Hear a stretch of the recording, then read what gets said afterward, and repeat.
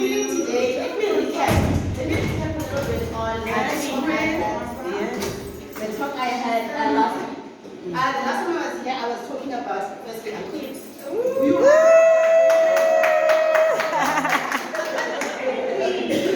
The last time I was here, I was talking about the five love languages. And the reason why I'm coming back to it is that I think it ties back to what I'm talking about a little bit today. So for those that don't know the five love languages, let me give them to you again. I hope I remember them. Words of affirmation. Some of us don't feel loved unless someone talks to us in a loving manner. I love you. You know, you're doing great.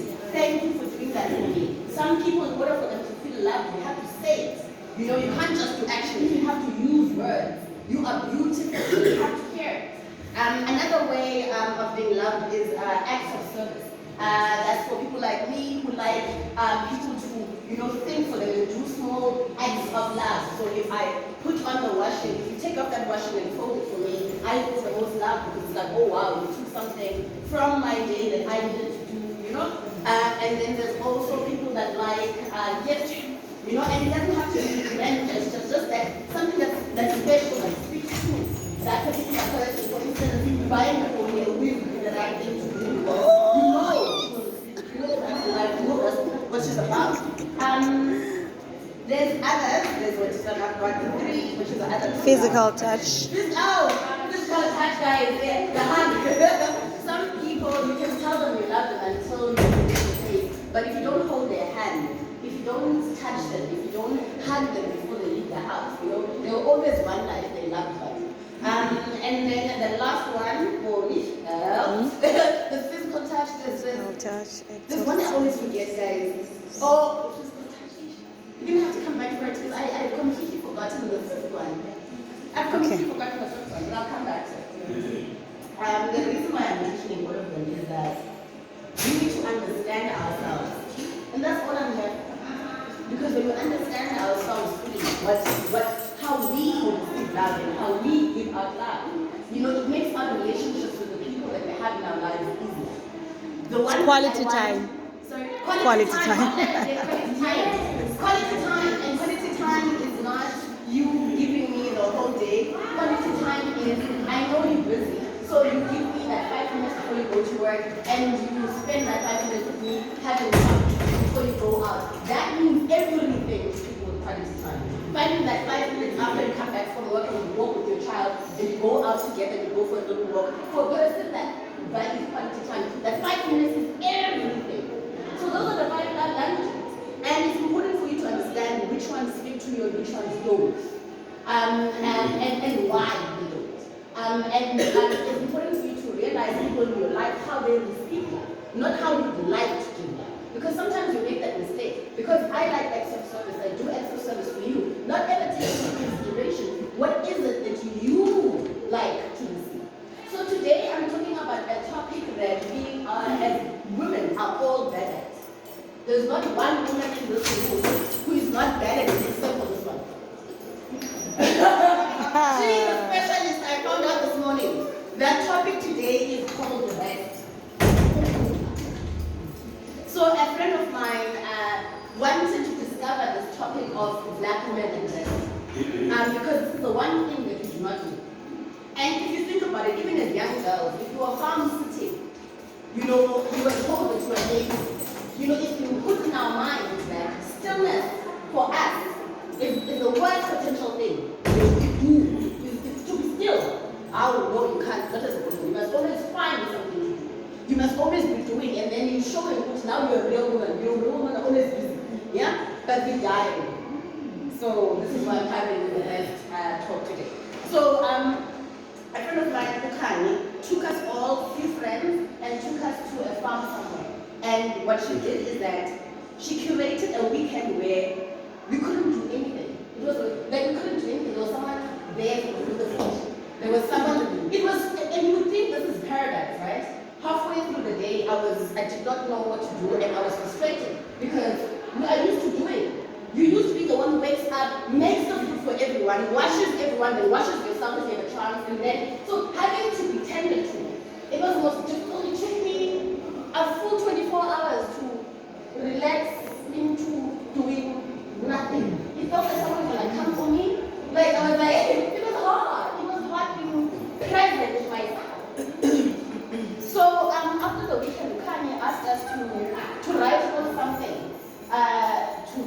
to explain how the weekend was. So I came across this the other night when I was trying to figure out what topic to do. So I'm reading to you what I wrote here. UKUPHUMLA rest. The weekend of rest was created by Lola Amira. Was interesting to me from the onset as it covered a topic I was starting to slowly get acquainted with. As a black woman raised by a single mother, I personally never grew up seeing my mother rest or take time to herself. I suspect part of the reason she died young in her sleep is that the rest finally came and she couldn't snap out of it. Recently, I've been creating moments of rest for myself, attempting to do so without feeling guilt. The history of black women that I grew up seeing were constantly in service of others. Time itself has always been seen as a selfish act or act of laziness. When I was a little girl, I preferred to play alone as a teen. I loved books, which was more solitude. This weekend away was very powerful in many ways. The first way, being in a place in nature, in a room that was only just for me. Number two, having other women share their talents in the form of food with us. It made me look at food as an art and not just simply a skill taught to mostly girls in preparation to serve others. The chef's relationship with the food was even spiritual. Having to be fed firstly, then fed in that way was an experience I will carry with me for the rest of my life. Number three, women in African history have always found strength in sharing with other women. Having to have been part of the rest weekend in the company of other women whose paths are different to mine was one of the highlights. Seeing them move and observing what their view of the rest was. There were many moments of sharing motherhood, sharing on womanhood, sharing on sex. Number four, singing and dancing was what I found the most therapeutic. It is what I needed without even knowing. The weekend brought about emotions I had hidden for a while. In a world where the best description for a black woman is Ngogodo, rock, it is hard to show your vulnerability. You are expected to learn to absorb pain, and so you will. The weekend rehearsed my pain of losing my parents. Because black women are strong, they only be given so much time to grieve. I had to be a mom, a sister, a lover, a friend, so quickly that I had to stop being a bereaved, heartbroken, scared little girl. The rest of the weekend what came with the rest of the weekend caught me off guard. I didn't know how much pain my body was carrying. At some point on Saturday, as we gathered singing in nature, I felt a pain that grew, and it grew increasingly uncomfortable. So much so, it started bringing me into tears. As I started to let go and cry, the pain started becoming less, and it became clear that my body had learned to harvest pain. This is a typical scenario for most black women. And the fact that we were distracted while we were meditating is another typical scenario of black women continuously being distracted as we try to rest. It's taken me a week to learn to sit in my pain, and when I don't rest, I too, like my mother, will carry the pain in my body until I can no longer escape the rest no more. Guys, you know this. I'm not, you know this. You can see with the rate of black women that are getting cancer that we haven't changed how we eat. We've just learned to take on more. And the more aspirations we have, we don't let go of anything else. So it's like, the way that some of us were raised to be mothers, to be, and now we add providers to that, right? And then when you get to the workplace, you realize having to just be here is not enough. I have to add education to it. So you add another thing to your plate.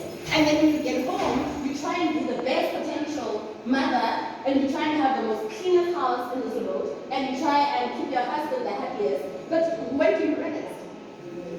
And when I go out to people and they're dancing, that's not rest, I just want to highlight, that's just spending quality time with friends.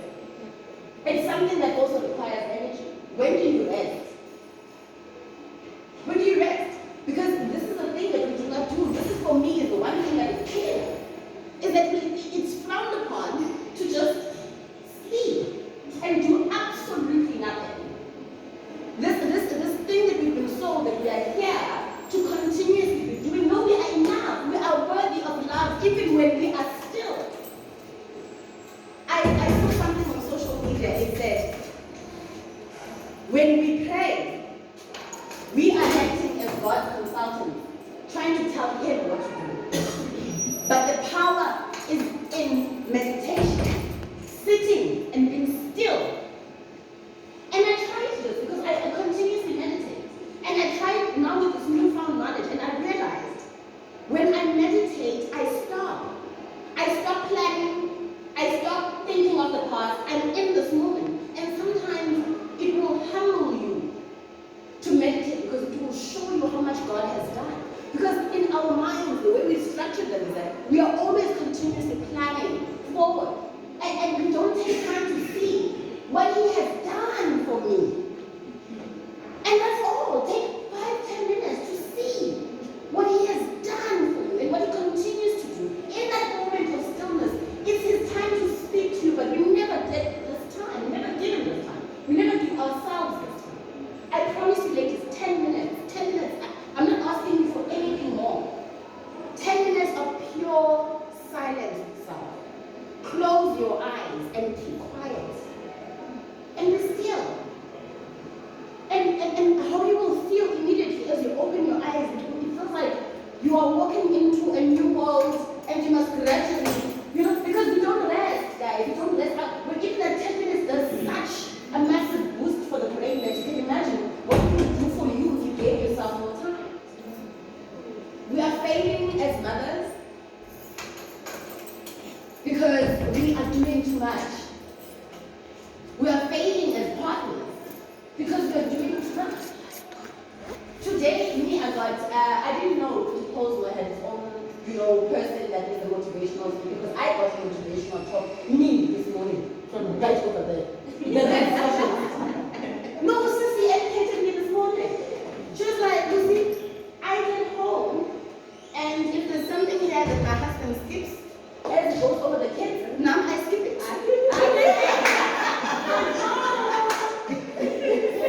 But that's specialist. When she gets home and the husband is sleeping, she quickly showers and lays right next to her husband.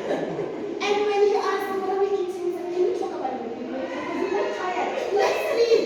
The rest specialist, guys. If you don't know how to rest, there's a person to call. She was telling me the other day she found something. Her husband was busy in the house, and the husband saw cobwebs, he saw spiders in there. And the husband was like, look. And then she was like, oh my God. And then after a minute, the husband took a broom and went. And then the husband now, shame, started sweeping everywhere. And then the rest specialist said, what are you doing, man? Because that dust that was laying there, I was collecting it because I wanted to write, I love you.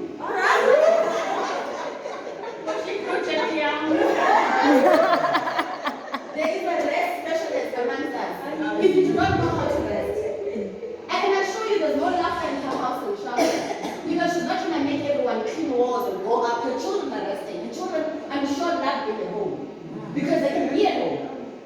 And I'm sure her husband is not going out looking for a woman who can clean cupboards. Because I'm sure he likes the fact that his wife is sitting right next to him. I'm sure he likes the fact that his wife gets home and lays right next to him. So stop trying to be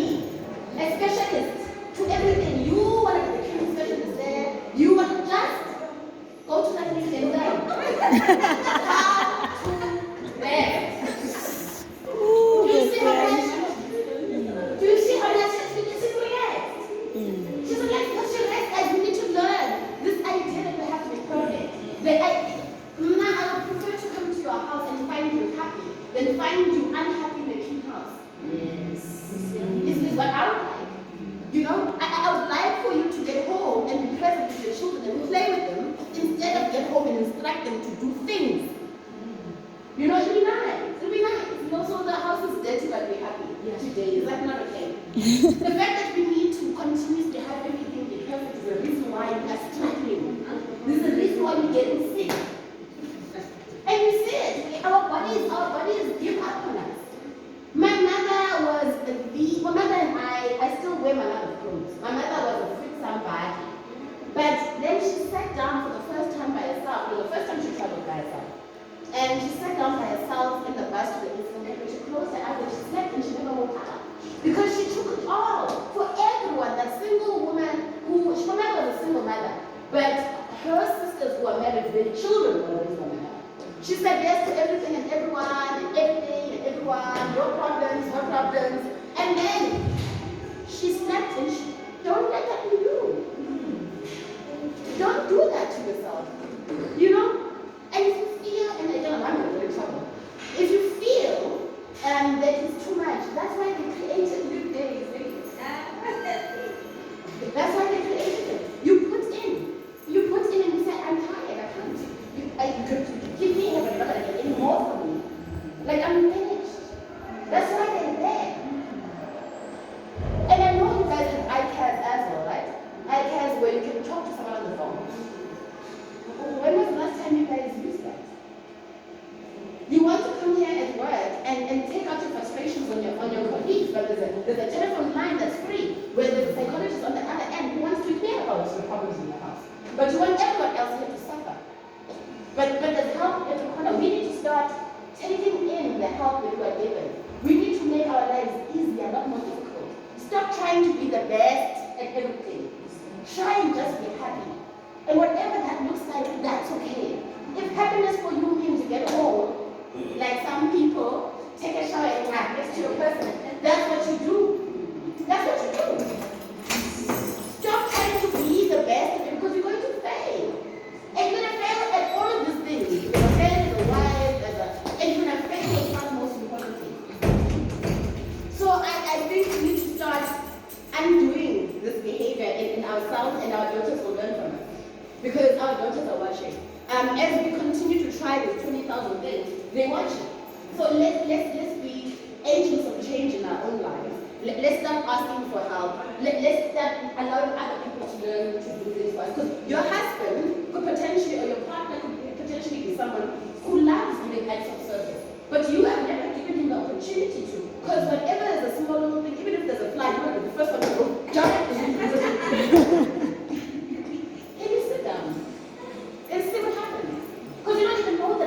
In your life because you've never given anyone any opportunity to, because you feel it's your right responsibility to be the one giving out love. They've never seen what love is.